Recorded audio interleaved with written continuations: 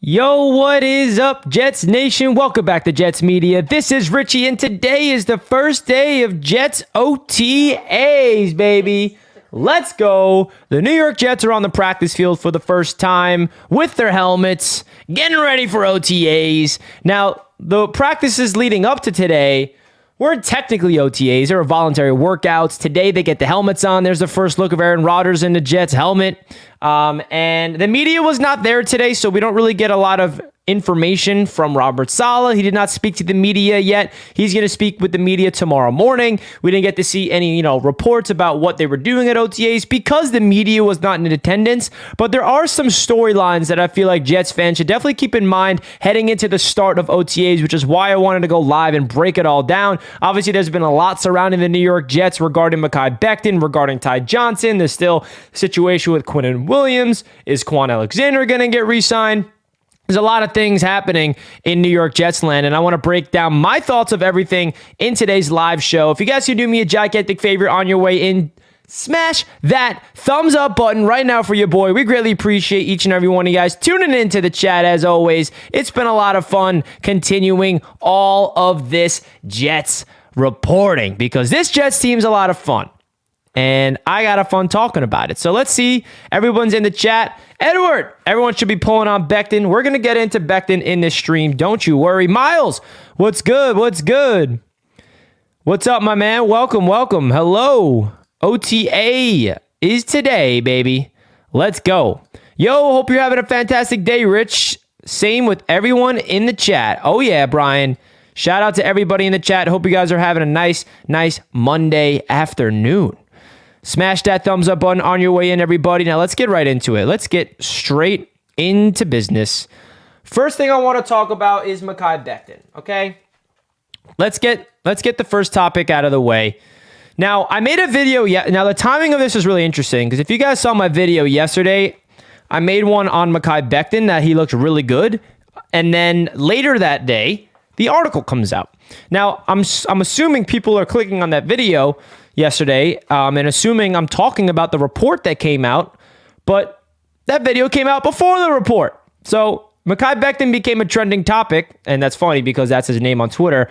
After I made that video on him looking really good, him looking in great shape, his mindset's great, and then we figure out some news about Mekhi Becton, and he kind of tells his side of the story of what happened last year with his injury. So basically, if you guys did not read the piece on Newsday regarding Mekhi Becton, there's a lot of positives, by the way, in that article. It wasn't just the headliner is he's blaming Jets coaches for his injury, but the other situation from that article that I really enjoyed was the behind the scenes of how he transformed his body, how he lost 50 pounds, how he changed his nutrition, how he has new agency, he has a lot of new things in his life, a brand new, newborn that he had last year. So things are, trending in the right direction for Mekhi Becton from a standpoint from mentally and his just overall life. But then there's an other side of the article that everyone's talking about right now is that he blames the Jets coaches for his injury last year. Now, my thought process on that is, it's frustrating that we have, two players, including Ty Johnson, who I'll talk about later on, kind of really talk about the Jets coaching staff and and Jets organization in a bad light. This is a great offseason. There's always going to be some type of storyline that's going to be talked about around the around this Jets team, right? It's just inevitable, it feels like. So basically, Mekhi Becton feels like he's a left tackle, and the New York Jets are coming off a season last year with George Fant, by the way, coming off a freaking fantastic season at left tackle. Couldn't have had a better pass protecting season than George Fant did, and we're talking right now in 2021. So going into training camp, with Mekhi Becton returning from his season-ending injury in Week 1 at the time against the Carolina Panthers, the Jets wanted to insert Mekhi Becton at right tackle because they did not want to move George Fant, who had, again, a phenomenal season at left tackle that season. So they asked Mekhi to play right tackle, and Mekhi went to the coaching staff and said, hey, my right knee is, the one that's injured here, and I'm a little discomfort, and I don't want to be planting on my right knee. And then he blames the coaches. Now, I don't think that the coaches should be one to blame here, personally. I mean, the coach's job is to put the players in their right positions to succeed, and they felt like, with George Fenn at left tackle and Mekhi at right tackle, who, by the way, played right tackle in college before, would be the best, option for the Jets offensive line that season. And I think it's a little, unfortunate that Mekhi had to call out the Jets coaching staff like that instead of, obviously he was a little overweight. We all saw the pictures last year. This year, it's not the case. He looks like a completely transformed animal, which I'm really excited to see, but it definitely is annoying, and I'm not really upset by it. I'm not really looking at this and like, oh, here we go again. It's just like another storyline that people are going to be talking about around the NFL about the Jets, and of course a storyline that Jets fans are going to be talking about, but to me, I don't really find it a big deal. I really don't. From both standpoints, the Jets coaching staff, they wanted to put him at right tackle, and could they maybe have handled his right knee a little better? For sure, but I think it's a combination of both Mekhi Becton not in shape and not being prepared to play football, and the coaching staff putting him at right tackle. I don't really think either of them are to blame. It's just an unfortunate situation that both the New York Jets and Mekhi Becton had to deal with last season. So overall, I'm expecting a Mekhi Becton this season to go crazy in training camp, prove to be potentially the left tackle this season for the Jets, and he's in a contract year. He's got a chip on his shoulder. I'm excited to see what Mekhi Becton does for this Jets team this season. Now, another thing I want to talk about, the other talking point around this team recently is Ty Johnson. And now, I'm just going to talk about this briefly because I really don't think this is as big of a deal that some people are blowing it up to be. Ty Johnson takes a video of himself in an ice bath and basically, sheds some light on his dark days, and that includes his release. And the Jets, remember, re-signed Ty Johnson, and then they cut him just a couple weeks later. So basically what happened was Ty Johnson tore his pec on his own working out. He goes to the Jets. He tells them that he tore his pec. They ask for a recommendation of the Jets doctor. The Jets doctor says, yeah, you should probably get surgery. So Ty Johnson gets surgery, and then he gets cut. Now, of course it's the Jets, and of course the NFL media is going to blow this up into something, and I honestly don't think the Jets mismanaged this. I think, first of all, we're talking about running back number 4, running back number 5 with Ty Johnson, and why didn't Ty Johnson get a second or third opinion? What, right? If he didn't want to get surgery, why did he just say, yeah, I'm going to get surgery, commit to it without getting a second or third opinion? That's kind of his and his agency fault. Also, I think any NFL team would have done the same exact thing. If you're a running back and you have a torn pec and you're going into a season like the Jets are right now, they're not going to keep you around. I mean, it's a tough business that we're in right now. And I feel like, from the players' perspective, I know that they want to protect themselves from off-site injuries a little bit more, and I respect that. But overall, I just don't think that this story has any bad blood towards the Jets. I mean, a team doctor recommended to get surgery on a torn muscle that's required to, get back onto the field as a football player in general.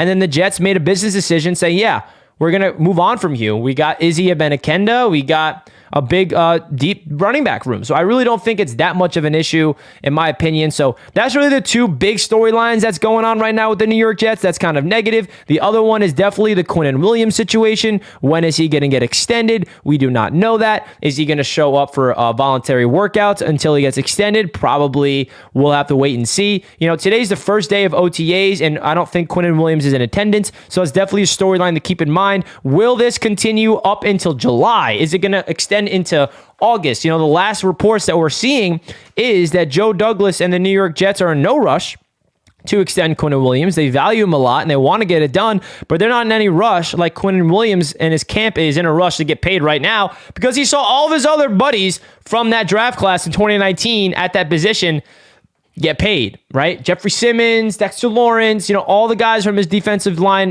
draft class, they all got paid the big bucks, and Quinnen Williams is the best of the bunch. He deserved the most money out of them all, so he's sitting back saying, where's my damn money? I want to get secured. If you value me, pay me right now. And I think every Jets fan agrees with Quinnen, pay that man. So that's definitely another storyline to keep in mind heading into OTAs, but we'll see what happens. Whew. So those are the 3 bad things. And I had to start off with the bad, right? And when I say bad, it's just, some things that people are talking about around the NFL, around the Jets, that it's just not not a positive light. So let's transition this to a positive thing because, by the way, this New York Jets team is ready to go and ready to take flight this season. Don't let those three storylines hold us back because the energy and the vibes are freaking high right now. Seeing Aaron Rodgers out there with the helmet for the first time gets me excited. Seeing the overall vibes of the defense and the vibes of the offense with all the videos that the Jets are posting on the field. Quincy Williams' quote of the day, and Jermaine Johnson on the field getting ready for a breakout year number 2. Seeing all the defensive backs posing. There's a lot of fun things to be excited about. This is a really awesome picture right here. Joe Tippmann and Connor McGovern, the veteran and the rookie. It's going to be a competition at the center spot right there. I think we all can agree that Joe Tippmann's most likely going to win that job, but it is great to have Connor McGovern on this team to be that veteran presence for Joe Tippmann as he transitions into his NFL career with the New York Jets. Now, what is OTAs about, right? What is OTAs? So basically, what you look for in OTAs is the installment of the scheme, the installment of a system. Now, the good thing for the defense is it's all continuity. It's the same verbiage, the same system in year number 3. And let me tell you something, folks. When you get to year 3 of a system, whether it's offensively or defensively, that is where everything starts to click especially for the players that's been around for those 3 seasons, even argue, second year guys like Sauce Gardner and DJ Reed in the system. But when you enter year number 3, not only does it benefit the players, but the coaching staff as well. Jeff Ulbrich, who I feel like does not get talked about enough. I mean, we're all talking about the defense with Robert Saleh, but Jeff Ulbrich is the guy who calls the plays. Jeff Ulbrich, a lot of Jets fans were like, get that guy out of here. Fire him. He's trash. Everybody was saying that to start off the season last year. I remember, and I never said that. But then, Jeff Ulbrich stayed to his roots. He stuck to the scheme. He trusted his guys, and then the defense started balling out. And I think Jeff Ulbrich deserves a little credit here, in my opinion. And the whole Jets defensive coaching staff. So from OTA's defensively standpoint, they're just continuously, install the defense. You got some new additions coming over there. You got Chuck Clark. You got the rookies like Will McDonald and Barnes and Jarek Bernard Converse and all those guys as well. The new defensive lineman, Al Woods, Quentin Jefferson. They're getting used to the new vibes on that defense. But the offense is the most important thing to watch out for OTAs because this is a brand new offensive scheme, brand new structure, brand new system. Everything's new. Good thing is, it's not all new for the most important player, and that's Aaron Rodgers. Now, if this was a new offense for Aaron Rodgers to learn, I'd have a little less optimistic views heading into week 1 of the season because it takes a little bit for a quarterback, even at that age, to learn a new system. Well, that's not the case. This is the same system that Aaron Rodgers won back-to-back MVPs with just a year or 2 ago.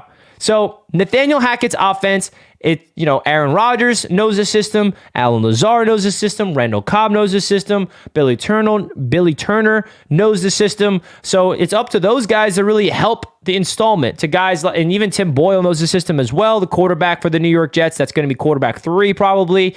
We got Garrett Wilson, Breece Hall, the entire running back room, the entire tight end room, the offensive line, they all got to get accustomed and up to speed with this offense. And that's what OTAs is going to be about.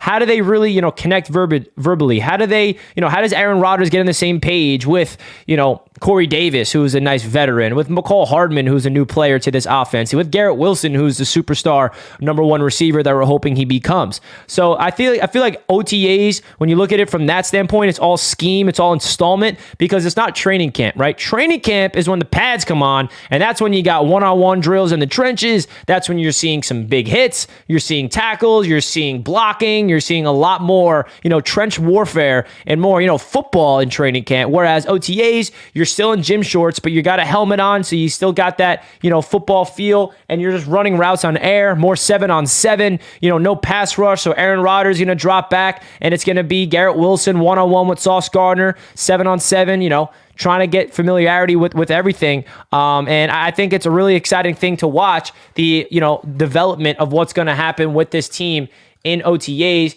And reminder again that there was no media at practice today. Therefore, we don't get any inside news. Tomorrow, there will be media. Tomorrow, the media will be there, and we're going to hear from Robert Saleh. We're going to see videos. We're going to see tweets from all the beat teams that's saying, oh, Aaron Rodgers throws up a dart to Garrett Wilson. You know, like we don't see that yet. So that's going to be a fun time tomorrow to break that side all down for the New York Jets, the side of things. And I'm excited for that, man. I really am excited to see what this Jets team comes away with in OTAs. Now, other things to keep in mind. Now, let's talk about some competitions to keep it look out for this season, or the OTAs rather. I mean, the first one that comes to mind is easily Garrett Wilson versus Sauce Gardner. I mean, that's going to be something. I mean, we watched that last year already because they were both rookies, but now they're both a rookie of the year coming off that. That's going to be even more special to watch. That competition between those two is going to be awesome. You know, even the trenches is going to be something to keep in mind. Quinnen Williams versus the rookie Joe Tippmann. Will McDonald versus Mekhi Becton. Carl Lawson versus Mekhi Becton. You know, Al Woods versus Lincoln. I mean, I'm really excited to see. And this is more training camp stuff, I'd say, because when the pads come on, that's when you can really see the trenches go after each other. But there's going to be a lot of fun competitions to see go after each other when the first team offense and the first team defense go at each other in practice. Let's freaking go, man. There's a lot of fun things to be excited for, guys. So, folks, if you're just tuning into the show, do your boy a solid favor by simply hitting that thumbs up button. We got 47 likes with 150 people tuning in right now. Let's get into the chat. Let's see what you guys have to say. We got Jack Zito in the chat. Been a fan since 1974. My man, Jack, we appreciate you being a Jets fan for so long. What up, Stax Edwards in the chat? What's up, man? Mutbiles, my brother. So who's ready to watch Becton feast this season for not only giving up 0 sacks, protecting Aaron Rodgers, but also to play so well he's getting a bag? Now, best case scenario is gets a bag with the Jets, but hey, hopefully he does get a bag, because if he does get a bag, that means he plays great this season.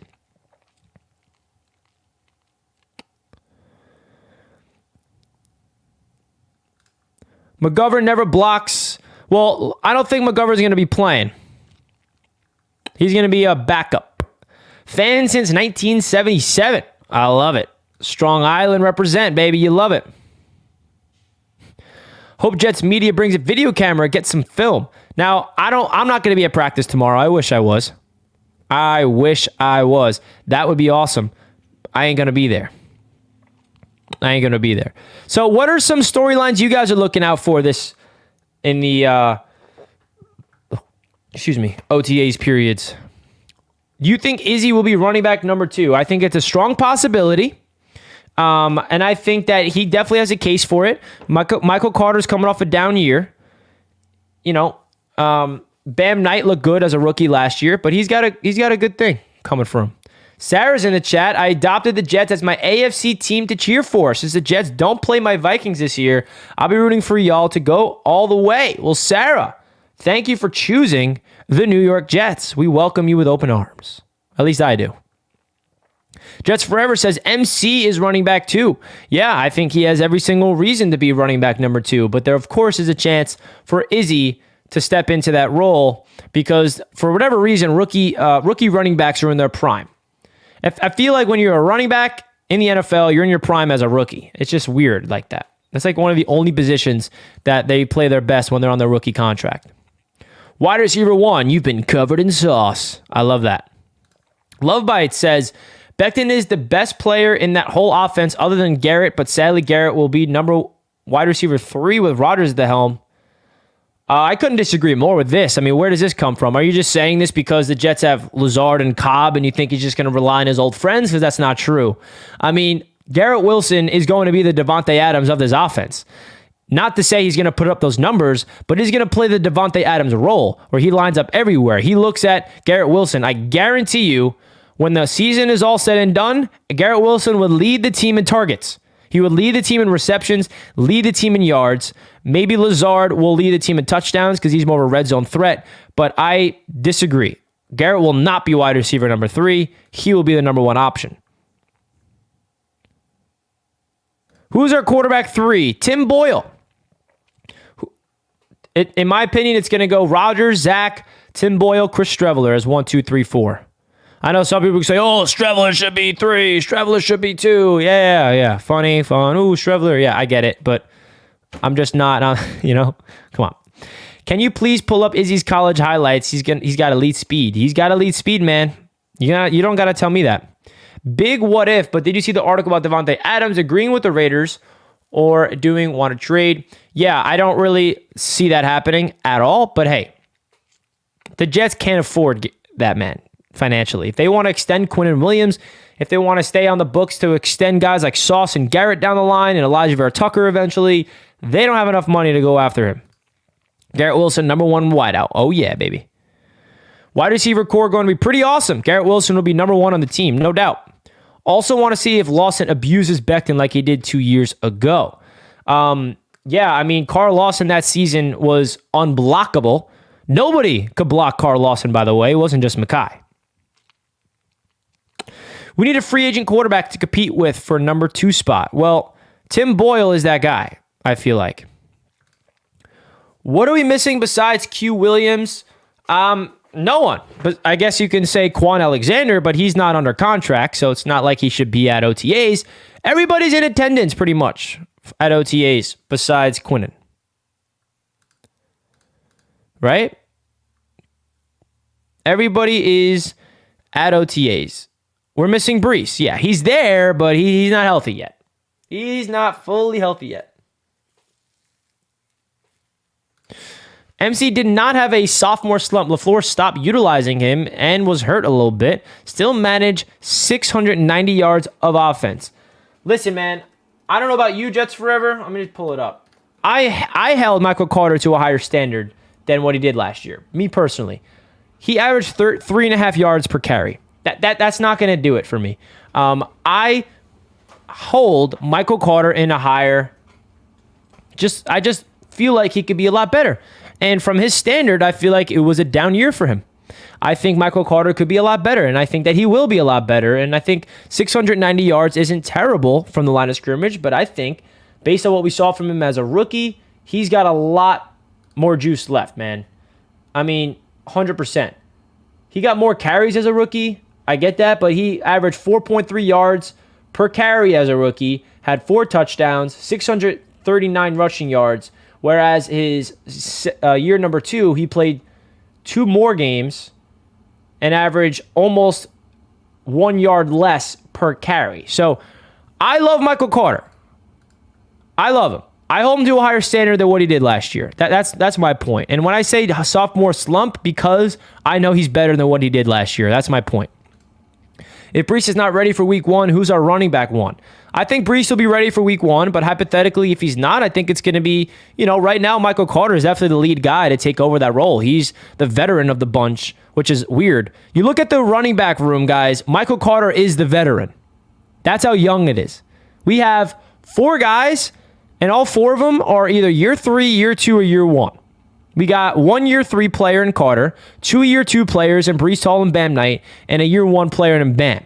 Pretty cool how young this team is. So you could say it'll be a running back by committee. I don't think there'll be a running back 1 where he's going to get all 25 carries. I think it's going to be split between Izzy, Carter, and Bam if Brees is not ready.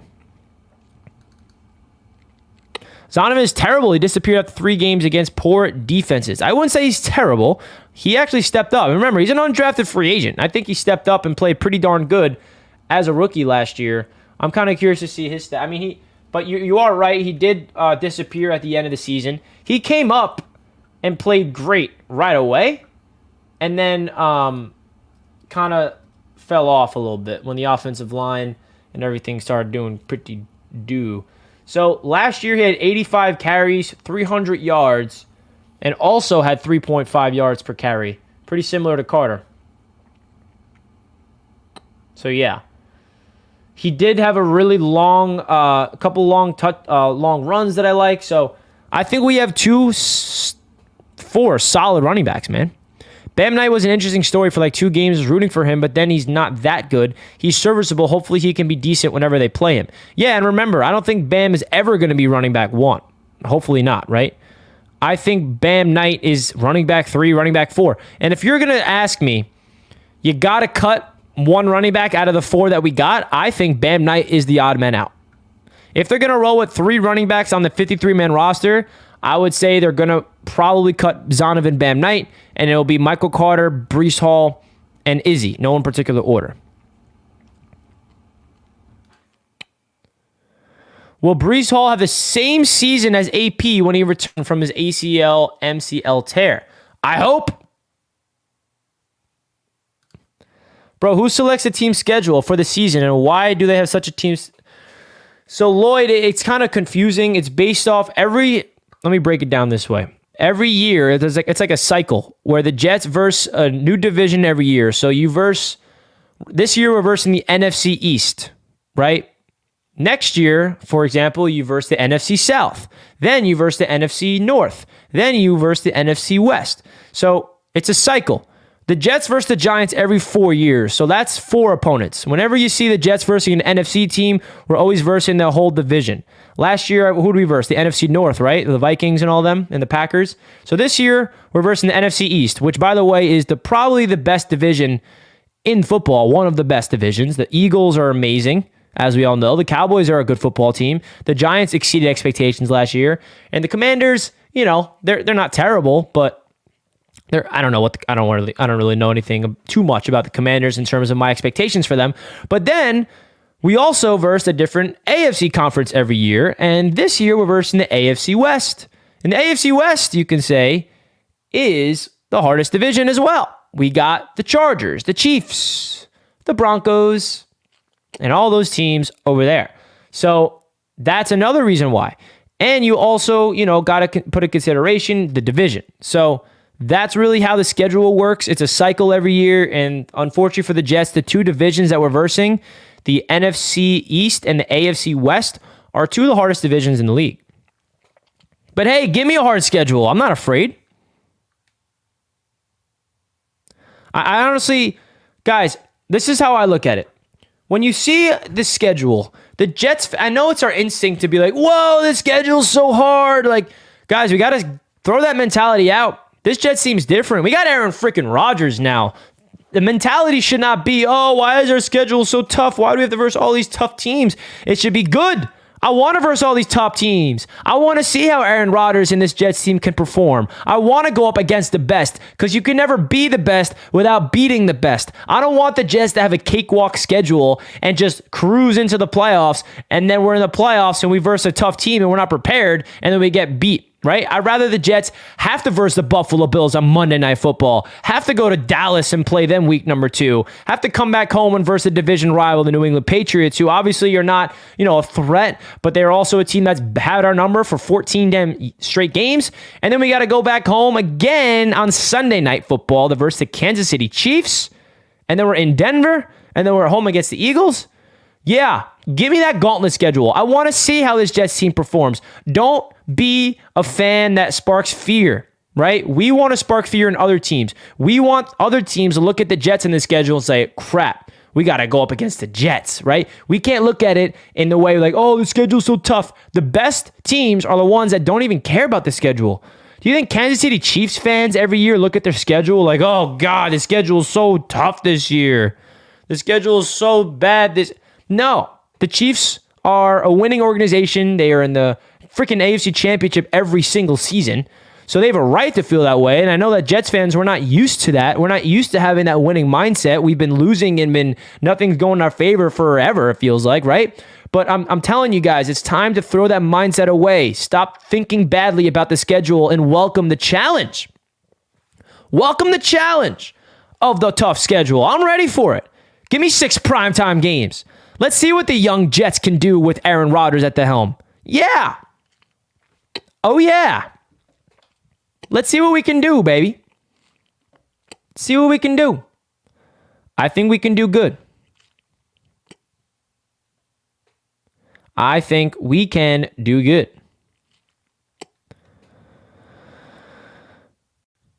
Jets fans can't shed their poverty mentality. Well, hopefully that will be gone this season. And hey, it's been a long lives of Jets fans. Whether you've been a Jets fan since Joe Namath in the Super Bowl, since you've been a Jets fan since the 80s, since the 90s, since 2000s, since me.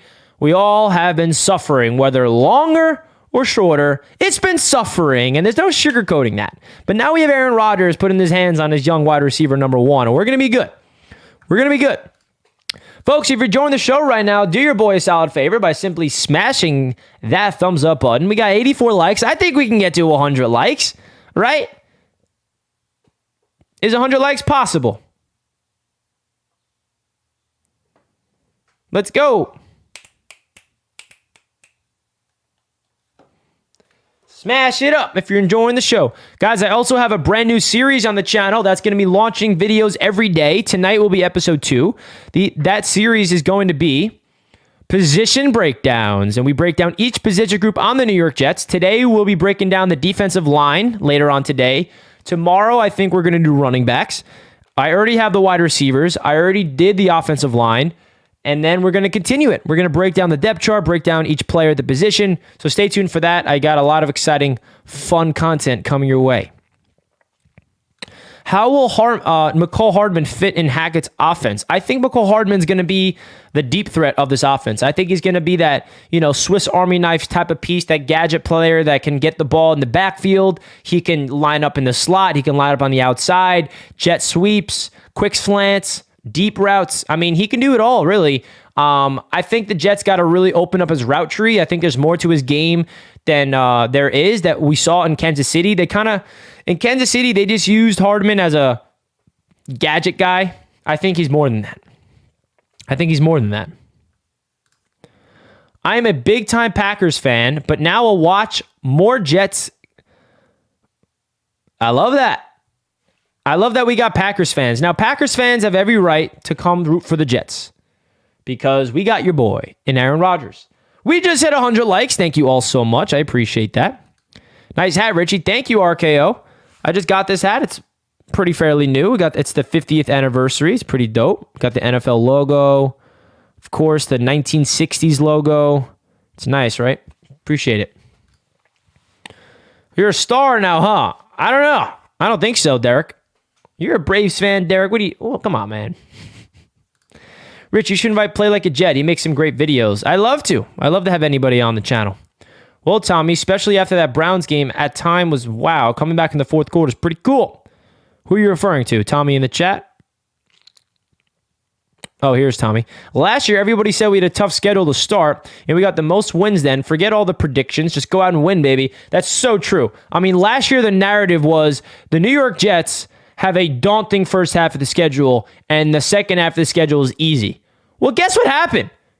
We literally started 6-3, 7-4, and then when the easy schedule started, we lost all 6 straight. So, guys, narratives of schedules don't mean anything. They don't. Great point here by Tommy. Yeah, week 3, cannot wait to beat Belichick badly. Whoo, we need that to happen. Guys, week 3, by the way, is Jets Media Day. And if you guys did not know what Jets Media Day is, Jets Media Day is a game that I like to host every single year. It's going to be the second Jets Media Day ever. Last year was the first. And for those of you guys that probably already know what Jets Media Day is, I know you guys are attending. Now, tickets are going to be on sale pretty soon as I'm still finishing out some details. And it's going to be week 3 against the New England Patriots. I'm sure some of you guys already saw the announcement and already saw, the details of it. But for those of you guys that don't know the details, here it is. We're going to get game tickets to the Jets and Patriots week 3. We're going to get access, all of us, probably 100 plus, maybe 150 of us, are going to get access to MetLife Stadium's turf after the game. And during the tailgate party, if you want to come to that as well, you can buy it separately. The tailgate's not required with a ticket. Then it's going to be food, drinks, music, a lot of fun vibes. Your ticket also comes with a Jets Media Day t-shirt that I'm designing myself with my buddy who owns a clothing business. And we're going to do a giant Jets Media Day tailgate live show from the tailgate, where I'm thinking like a big production. I want to have my subscribers on the show. I'm hiring a full production team. It's going to be a pretty sick live stream. And for the people that are not going to be there, they'll be watching the live stream at home. For the people that do want to come, yes, sir. So if you do want to join the Jets Media Day priority list, make sure you guys email me at richiemalora@gmail.com. I'll put it right now on the bottom. I'm still figuring out pricing details, by the way. The New York Jets, I just got to hear from them. So anybody asking what the price is, the Jets are going to reach out to me, I think later today or tomorrow, and then are going to figure out the prices. So if you want to join the priority list, which will gain you access to pre-sale tickets, email me at richiemalora@gmail.com with the number of tickets you are interested in. I'm going to write that out so you guys can see it. Boom.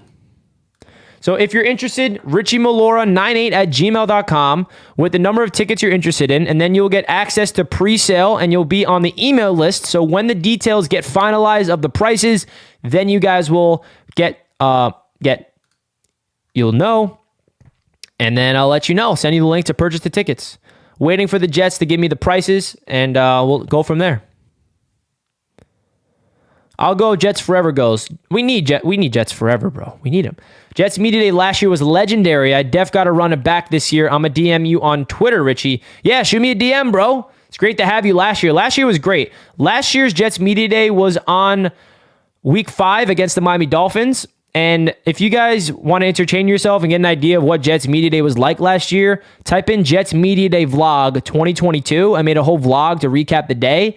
It was like probably one of my favorite days of my entire life. I mean, obviously the Jets winning 40-17 had a lot to do with it, but just the overall tailgate, being with my subscribers, being with my friends from home, being with some family members, all watching the Jets dominate the Miami Dolphins, all going out to the field after the game together, celebrating. That was one of my favorite days ever, and I'm really hoping we can do it again, and I'm hoping that the Jets win on Jets Media Day so I can say, yeah, undefeated on Jets Media Day 2-0. So again, guys, if you want to join the priority list for Jets Media Day tickets, they will be on sale only to the pre-sale people.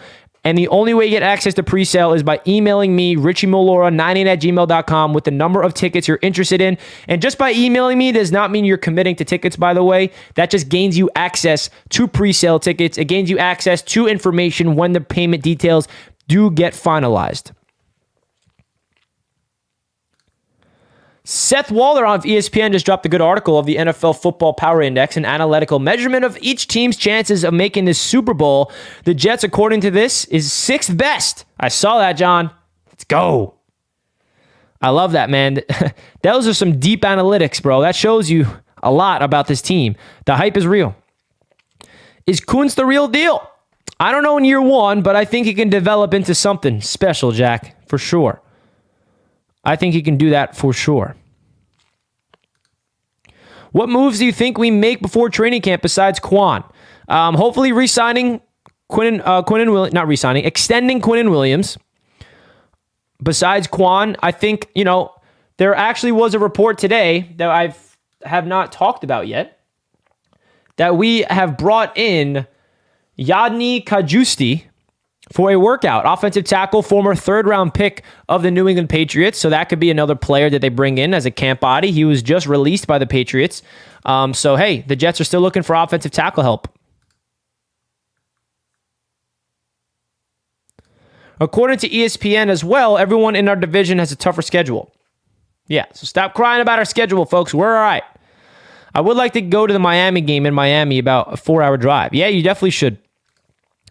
Antonio Cromartie ranks Sauce and DJ both top 5 corners. Yeah, I saw that video. Antonio Cromartie had so many great things to say about DJ Reed. I mean, he was saying that DJ Reed is the most underrated player, and the fact that he put DJ Reed in his top 5 in the entire league really tells you how good he is. I mean, he was not saying that as a biased former Jet. You can tell it's genuine. You can tell that he actually spoke the truth there.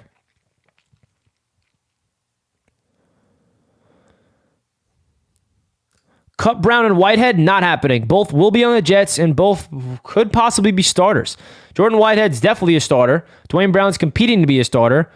We're in a win-now mode right now. Win now means you keep your vets. A 38-year-old veteran tackle, you don't cut that man.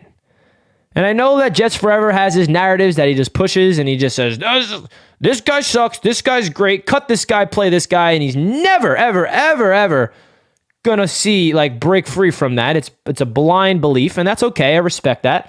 But the reality is, Dwayne Brown is on this team. Now, there's a chance that he's a backup left tackle, and I'm okay with that.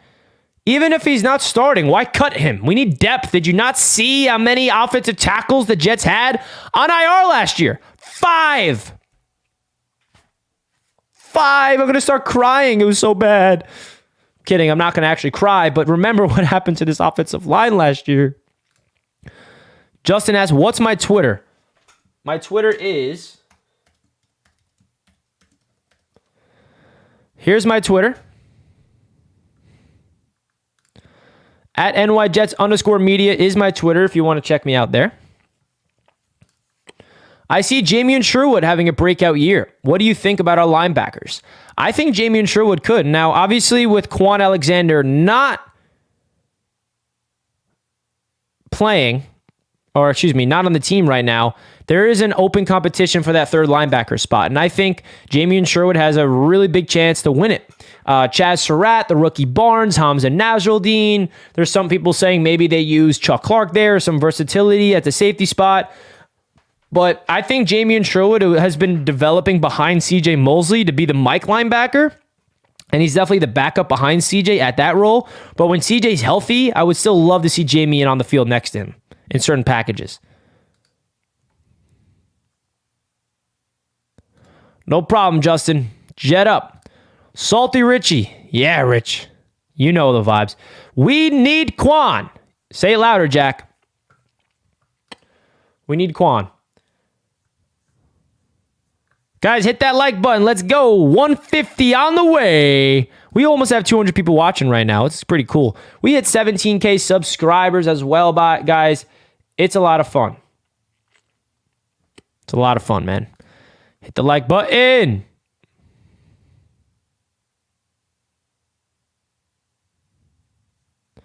Pittsburgh seems desperate for Quan. Now, the good thing, Brian, is that Quan Alexander left Pittsburgh without a contract. Just saying. I'm so excited for Garrett Wilson this year. He's going to torch the league. He is going to light the league on fire. I'm getting pumped up just thinking about my man Garrett. Every time I see that photo, I want to freaking run through the wall. Yeah, baby. Give me that. Give me that. First day of OTAs. Tomorrow will kind of feel like the actual first day of OTAs just because the media will be there and we'll actually get to see live updates on all these different things. But the Jets are still there today. Here, I'll pull up some videos of OTAs from today so you guys can see for yourselves what's been going on at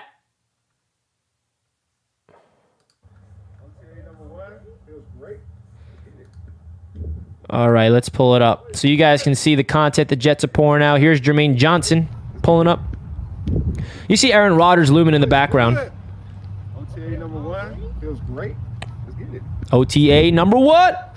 Let's go. OTA number 1. That man's going to break out. 8.5 sacks this season from a man, Jermaine. Quote of the day. Quote of the day is, do not go where the path may lead, but go where there is no path and create a trail. I like that. Go where the path... Wait. All right, here we go. I got to re-listen. Quote of the day is, do not go where the path may lead. Do not go where the path may lead. But go where there is no path and create a trail. Go where there is no path and create a trail. Woo! Bars from Quincy right there. Quote of the day. I love that. Create your own path. Don't be dependent on what other people say and what other people say you should do. Be your own boss. Beautiful day in Florham Park. First day with the helmets, man. Beautiful day in Florham Park.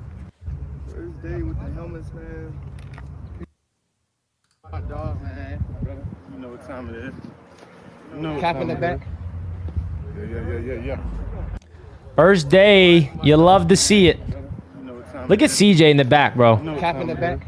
Can we all agree that this man, CJ Mosley, is probably one of the most, underrated players on the entire New York Jets football team for the past couple of years? Can we all agree on that? like underappreciated. Like we need to start appreciating CJ Mosley more. They do not grow Pro Bowl linebackers on trees. This man was a second team All-Pro last year. And we're just like, yeah, CJ. Newsflash, this defense is not as good as it should be. Well, this defense would not be as good as it is without CJ Mosley. That's a fact. Jets forever, I know you hate CJ Mosley, but you couldn't be more wrong. $20 million is worth it for an All-Pro player. What are we talking about, bro? What are we talking about? All-Pro equals you get paid high, okay?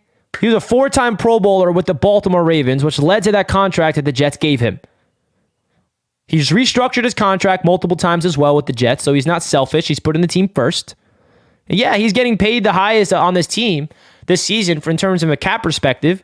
But if he wasn't getting any accolades, if he was not a Pro Bowler, if he was not an All-Pro with the Jets, you would have a case saying, yeah, CJ Mosley's buns. He does not deserve $20 million.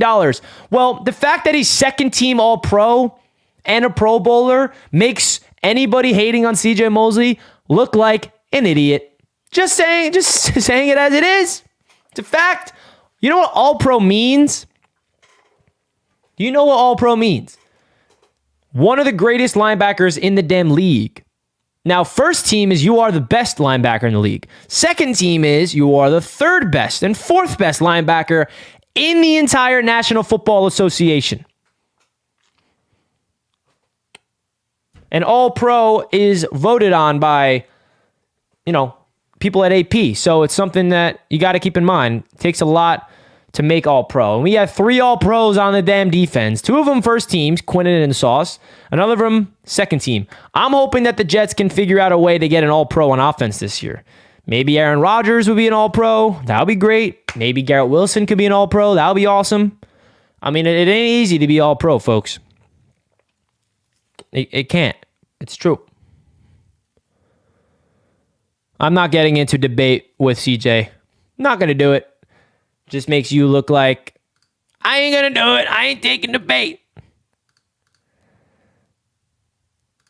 The Jets OTAs are underway, folks. And if you guys are just tuning in for the first time, make sure you guys hit that subscribe button. We got a lot of Jets media content on their way. Tyler, Breece Hall, All-Pro. Yeah, no doubt. He's got MVP, Offensive Player of the Year, All-Pro potential written all over that, folk.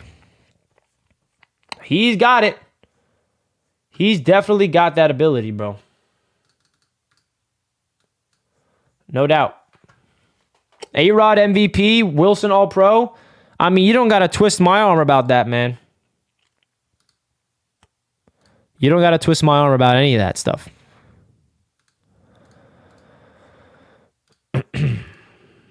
So, folks, as you know, we got a proud sponsor on Jets Media, and they happen to be Monta Sleep. Monta Sleep is your sleep mask, and if you guys click that link pinned at the top of the chat, you will get 10% off of your sleep mask today. Now, what is so good about these Manta Sleep masks is that it is 100% blackout. You put these on, and you will see literally nothing. It is super comfortable. All the light is gone. It is very, very good for travel as well. If you're on the trains, if you're commuting to work, you want to take a quick nap, or if you're in an environment with kids or there's a lot of stimulation going on, you just want to, go on the couch and take a quick nap or something. You just want to knock out, or you just want to get really deep sleep for a good night's worth of rest. Well, Monta Sleep is the sleep mask to get. If you guys want to support the channel, you can simply use promo code JETS. Clicking that link at the top of the chat will automatically put my code in there. So if you guys want to support the channel, the way you support me is by supporting the brands here on Jets Media, and that so happens to be Manta Sleep. Now, this sleep mask is the most state-of-the-art luxury mask you can possibly imagine. If you do use sleep masks, this is highly recommended, man. You see the C-cup cushion here, and I cannot sleep without this. I am getting a little dependent on it because everywhere I try to sleep without it, I'm like, damn, I need my Manta Sleep mask. And I am someone who travels a lot, so I am on airplanes a lot. I am in new environments, a new bed, and wherever I am, I kind of like to just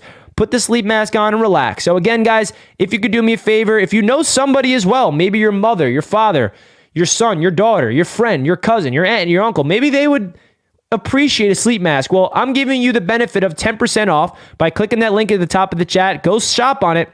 And if you do buy a mask, let me know in the chat and I'll give you a big time shout out. So again, shout out to Manta Sleep for sponsoring today's video.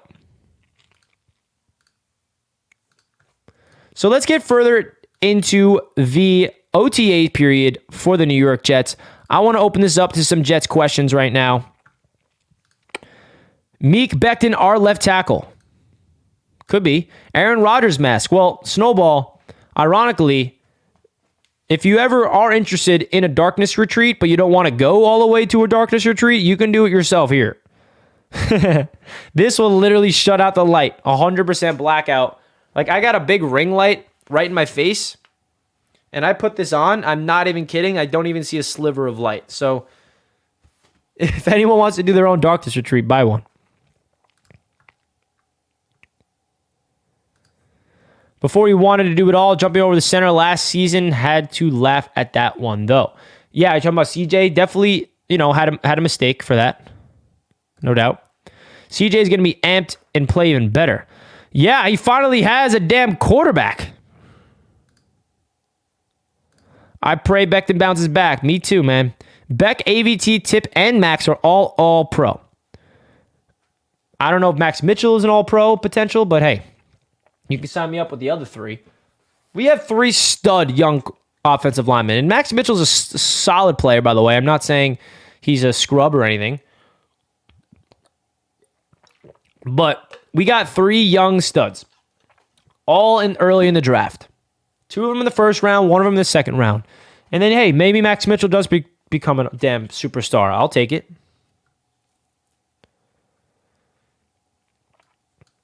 Mosley is overrated as hell, bro. He missed 1,000 tackles last year. Well, he also led the entire Jets team in tackles and was, let's see.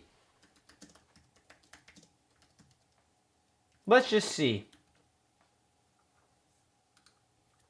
So he missed 1,000 tackles. He was also 9th in tackles in the entire NFL. So he's a top 10 tackler in the league. Yeah, of course, he missed some tackles, but he makes up for it. Now, this is my biggest gripe with some people when they evaluate some players in the Jets. Obviously, no player is perfect. Okay? If you're a perfect player, you're an MVP.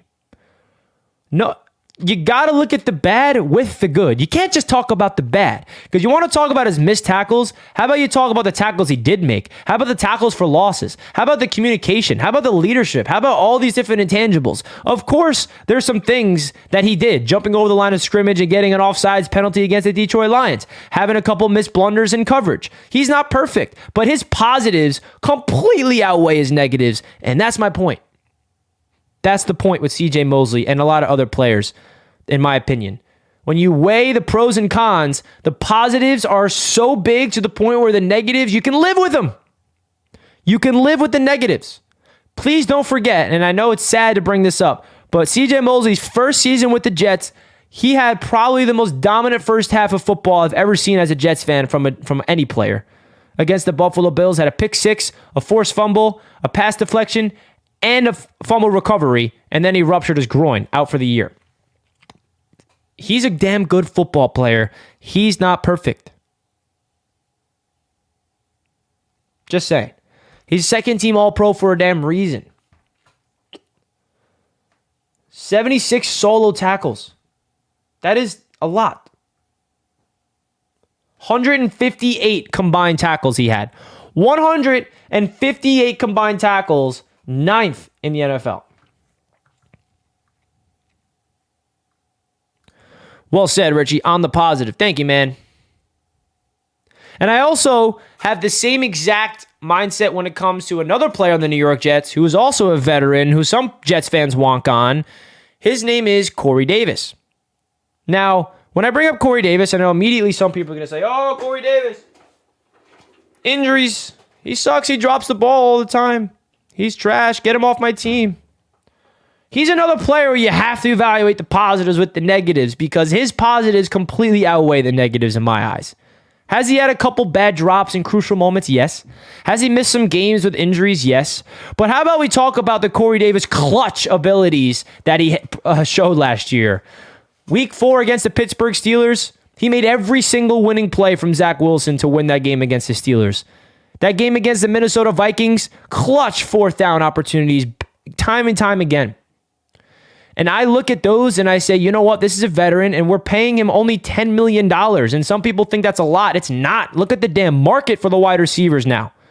The fact that we have Corey Davis on the contract for $10 million this year is a bargain. He's not number one receiver. He's not a number two receiver. He's number three. He's our number three. And I like what he brings. He's a reliable possession style receiver that is clutch. That's my favorite thing about Corey Davis is his clutch ability.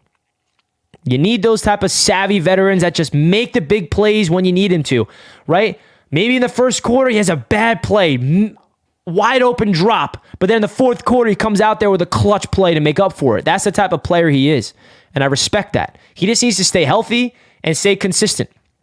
And then, talking about the wide receivers real quick, we got McCall Hardman, who's going to be a damn speedster with this team. We got Allen Lazard, who's going to be an absolute dog. Of course, Garrett Wilson. We got the reliable veteran, Randall Cobb. You still got Denzel Mims, right?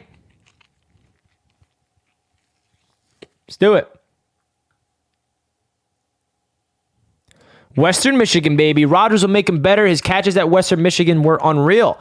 Yeah, bro. I mean, he was one of the greatest college receivers we've seen. He went top 10 for a reason, but he never really lived up to that in the NFL. Davis, McCall, Lazard, and Garrett, very solid group. Yeah, bro. 100%. I think Allen Lazard has a chance to break out to be a really, right now, Allen Lazard is looked at around the NFL as a solid receiver, but I think, with the Jets this season, with Hackett, with Rodgers, I think Lazard can put up numbers. I think he can put up numbers to be one of a top 15, top 20 type of wide receiver. Right?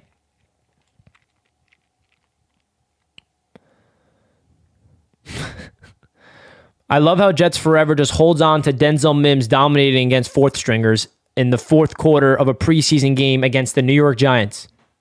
That's what he holds on to. Look what he did against fourth stringers. You feed him the ball, he dominates. Yeah, Denzel Mims had his opportunities and he failed miserably.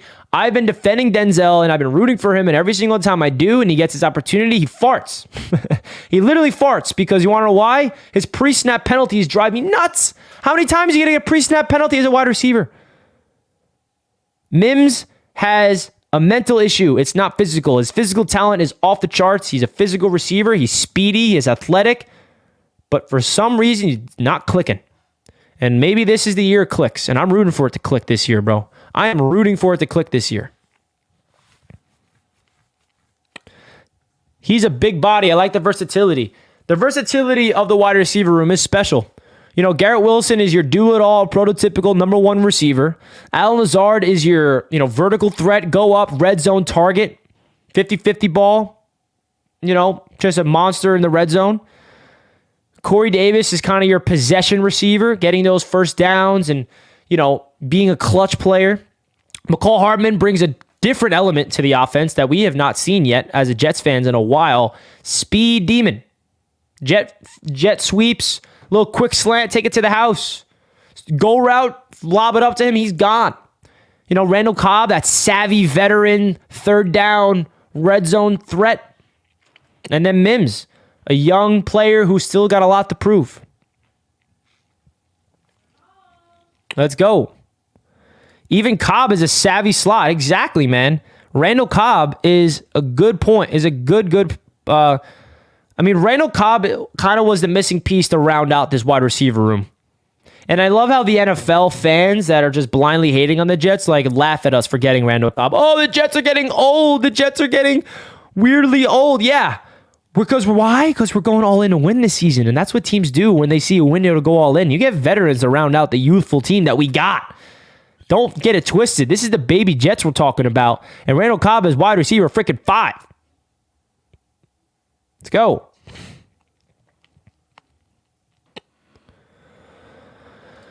Carlos, I'm sorry, guys, but the Jets are better for sure, but I'm not going to win. I am not going to win a Super Bowl. Miami is going to be a top 3 and offense, maybe top 5. So Carlos is a Dolphins fan. Yeah, we'll see about that. What do you think of the Jets with the healthy offensive line? I think if the Jets stay healthy at offensive line this year, they have top 5 potential. I mean, that's how good Mekhi Becton could be when he's healthy. That's how good Elijah Vera Tucker is. We showed that last year. Joe Tippmann is a darn good prospect who I'm expecting to play good immediately. Don't forget, Laken Tomlinson, even though he played bad last year, was a Pro Bowler for the 49ers. So I'm hopeful with this new coaching staff can really unlock something from Laken Tomlinson. And then to round it out, we got a veteran at tackle. So I think this Jets offensive line, when it's all said and done, if healthy, would be top 5. But last year, the injury is the biggest reason for the miscues, right? Cobb 31 being old doesn't make me feel good. Yeah, it's another thing. I mean, people make it feel like Randall Cobb's like 38 years old. I mean, the man's 31, 32.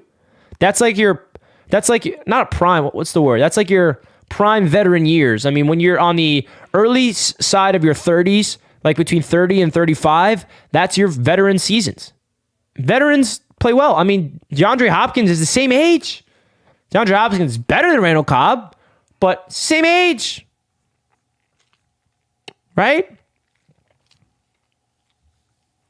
What did I make it worse? What did I make worse, Hawk? What are you talking about? What are you referring to, Hawk? Huh? Garrett Wilson, Lazard, Hardman. Let's go. That's our 3. Hey, the beauty thing is we don't need to just have 3. We have 5. That's the thing, folks. We don't need to worry about who's 1, who's 2, who's 3. Throw that out the window, guys. This is an offense that's going to have 5 receivers all on the field at any given situation, similar to the defensive line. It's going to be rotation.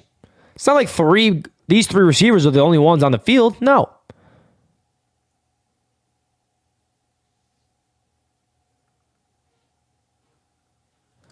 It's not like he's a 30. Oh, I'm sorry, Hawk. Hey, we're talking about football, right? You're not a dinosaur. You're 39 years young. Come on, Hawk. I'm talking football. Don't take it personal. Hey, I'm getting up there. I'm 25. That's pretty old in my eyes. I'm halfway through my 20s. What?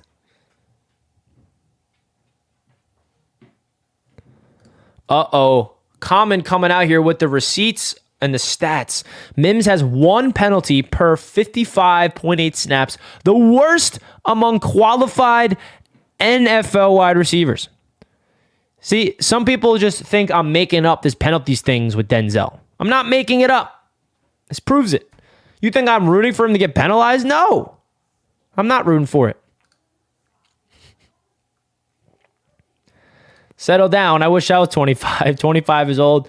Yeah, I know. I was just joking with you guys. I knew you guys would come at me with that. I'm just joking. Can the Jets mend their relationship with Mekhi? He's going to be a Pro Bowl offensive tackle, and we need to mend and strengthen our relationship with him for long-term franchise stability. Now, it's really up to him, I think. It's up to Mekhi Becton to go out there because he has yet to prove that he can stay healthy. That's what this is all thing about. Go out there, stay healthy, and he's good.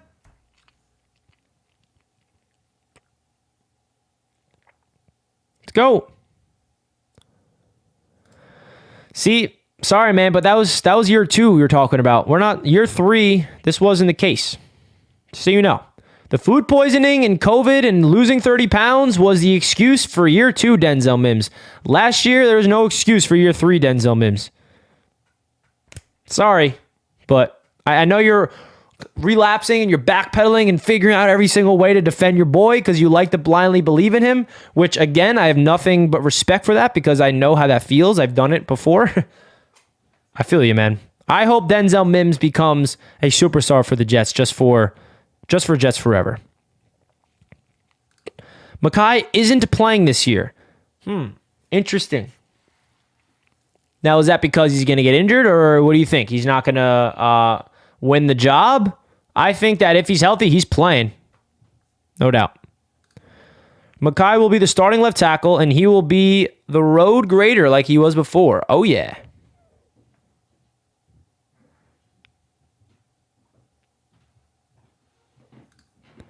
Year 3, Mims got sabotaged by LaFleur, making them all learn wide receiver positions, but how to... Yeah, that's true. That did not help out. Damn, bro. Now Jets Forever's coming after me and calling me that word? I'll remember that. Damn. He's getting aggressive. You could tell we're pushing his buttons a little bit. He's getting a little worked up. I think he means Mekhi is serious this year. I hope so, man.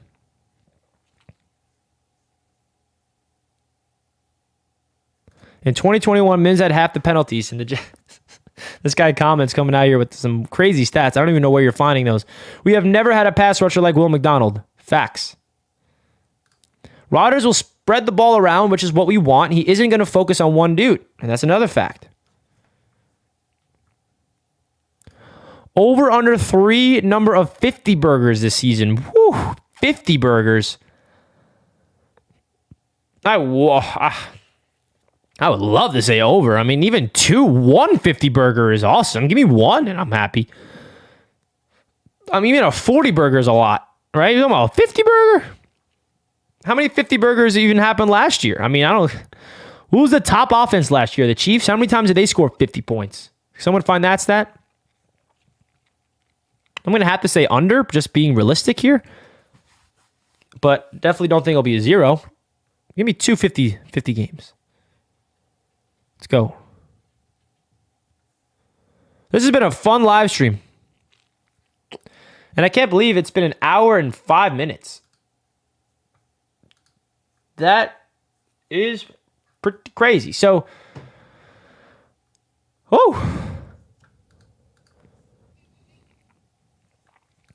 because they brought in 10 guys to replace him, solid reaction with the scuff to go with it. In the recent articles of Mekhi criticizing the team when he's proven nothing, he blocked me first block in second year. Listen, man, the Jets are going to provide depth at the offensive tackle position because they had 5 guys on the injured reserve last year. It's nothing personal against Mekhi. It's personal against the entire damn position. It's not. The Jets are getting depth in case of injury. They're not getting guys to replace Mekhi Becton. They're getting guys that can step in his place if he goes down. Because guess what? Mekhi Becton has not proved that he can stay healthy yet. He hasn't. They're not bringing in his replacements. They're bringing in guys that can step in if he goes down. He's way too talented. You can argue he's the most talented offensive tackle on the damn team. He is. When he's healthy, he's good. But the issue with Mekhi Becton has always been health. And if he's healthy, he'll be fine. Bringing in 10 guys to replace him is not true. They're bringing in 10 guys to fill out the depth of the offensive tackle spot because last year's injuries were nuts. We had to have Elijah Vera Tucker play offensive tackle. And he played great at it. I'm not complaining about that. But AVT should never have to play tackle. That's how bad it was. That's how many injuries this team had at offensive line.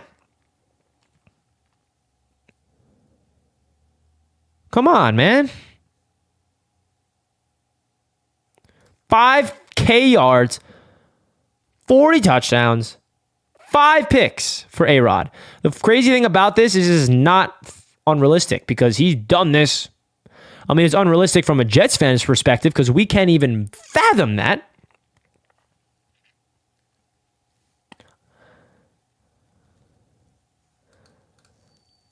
Yeah, got back from lunch and you're still on. Thanks for the long one. Well, I'm happy I can provide you guys some Jets content and Jets talk. Tomorrow is technically day 1 of OTAs from the perspective that the media will be there, so we get more things to talk about. So we'll see. We'll see about that. Well, tomorrow I will be breaking down more videos. Stay tuned, guys. Jets defensive line position breakdown will be premiering tonight on my channel. And let's go, Jets. I'm going to wrap up the show here, guys. If you did not already, make sure you hit that thumbs up button. We got over 225 people watching right now, so I want to say to all you guys, thank you. Consider hitting that subscribe button if you did not already. My name is Richie, and I cover the New York Jets here at Jets Media. We got so much coming your way throughout the rest of the offseason. OTAs are officially here. Let's go, Jets. I love you all, and I'll catch you guys tomorrow. Peace out, everybody, and have a great night.